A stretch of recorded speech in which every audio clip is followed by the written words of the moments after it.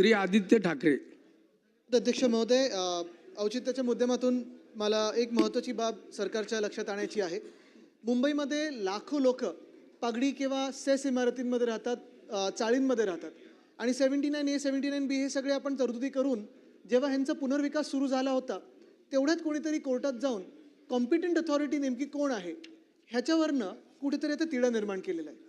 लाखो लोकांचा पुनर्विकास थांबलेला आहे आणि पुनर्विकास एवढ्यासाठीच थांबलेला आहे कारण एखादी लँडलॉर्डची लॉबी ह्याच्यात हस्तक्षेप करत आहे.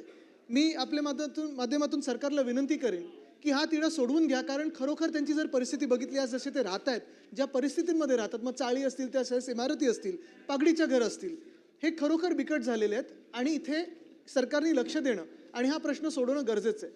तसंच तिथे थोडा प्रश्न सुटलेला ज्या चाळींमध्ये, म्हणजे माझ्या मतदारसंघामध्ये BDD चाळ असेल, तिथे 2021 मध्ये जे काम सुरू झालं, पहिला टप्पा आता पूर्ण झालेला, इमारत उभी राहिलेली आहे.